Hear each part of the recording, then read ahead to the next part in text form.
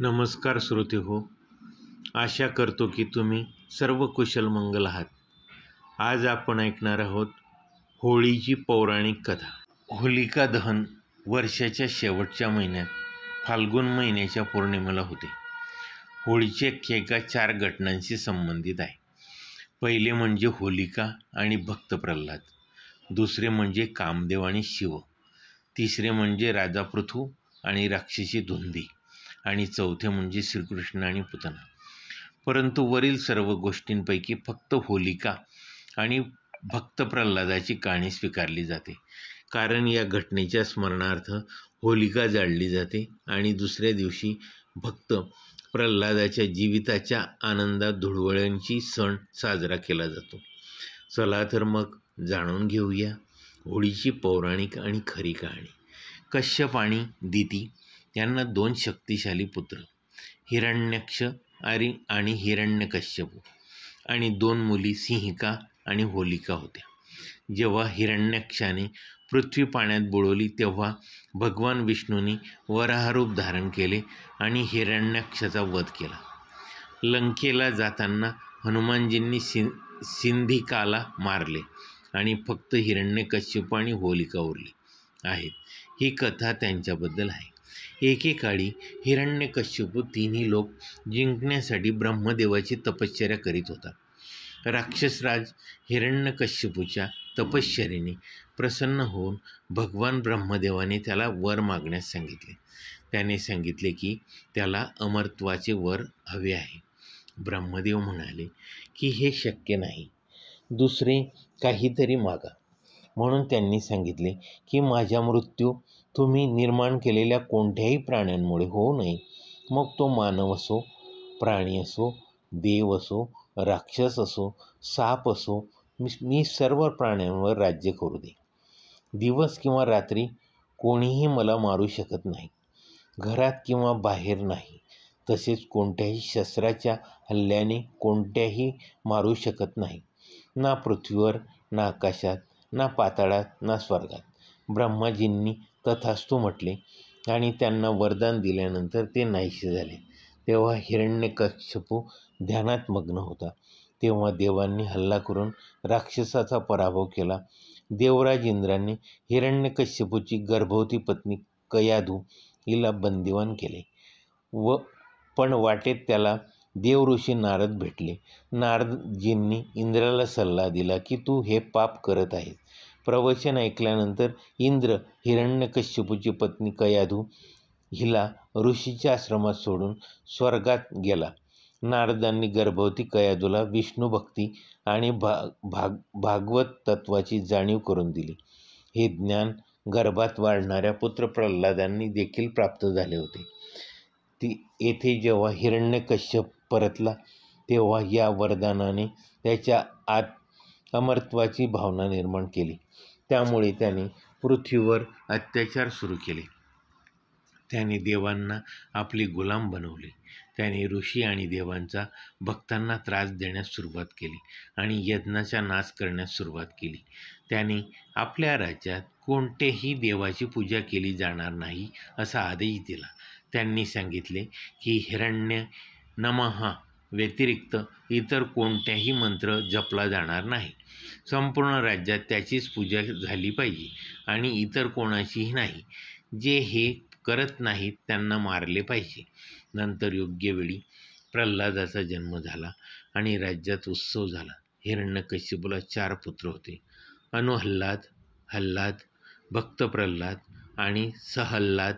प्रल्हादचा उपनयन विधी पार पडला आणि त्याला गुरुकुलात पाठवण्यात आले. काही काळानंतर हिरण्यकश्यपूला गुरुकुलात त्याचे मुलगे काय शिकत आहेत हे जाणून घेण्याची उत्सुकता निर्माण झाली. त्याने प्रल्हादला बोलून विचारले, गुरुकुलात काय शिकलास?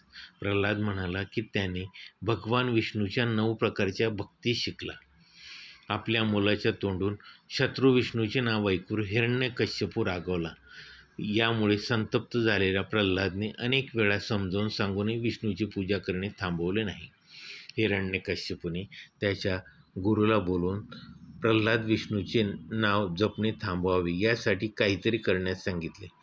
गुरुजींनी खूप प्रयत्न केले, पण ती अयशस्वी झाले.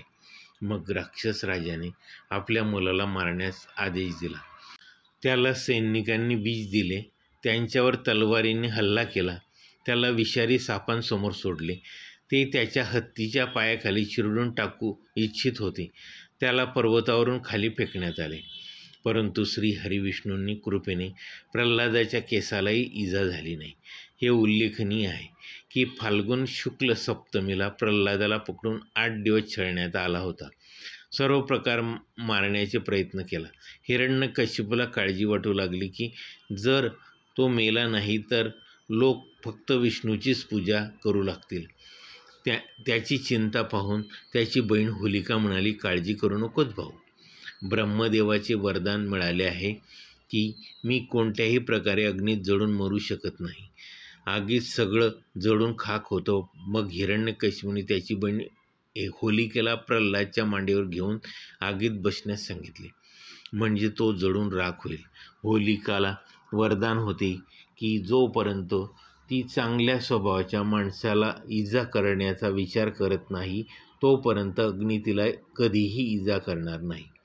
होलिका ही विसरली होती. तिने तिच्या भावाची आज्ञा मानली आणि तिचा पुतण्या प्रल्हादच्या मांडीवर घेऊन अग्नीत बसली. तो दिवस फाल्गुन महिन्यातील पौर्णिमा होता.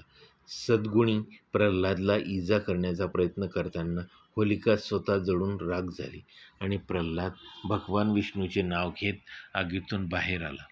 हे पाहून हिरण्यकशिपू आणखीनच संतापला आणि काळजीत पडला. या घटनेनंतर हिरण्यकशिपूने प्रल्हादला एक खांबाला बांधले. मग त्याने संपूर्ण सभेसमोर प्रल्हादला विचारले, तू कोणाच्याही बळावर माझ्या आज्ञेविरुद्ध वागता? प्रल्हाद म्हणाला, तुमची राक्षसी स्वभाव सोडून द्या. सर्वांप्रती समानतेची भावना असणे हीच देवाची पूजा आहे. हिरण्यकशिपू रागाने म्हणाला, तू माझ्याशिवाय दुसऱ्याला जगाचा स्वामी म्हणतोस?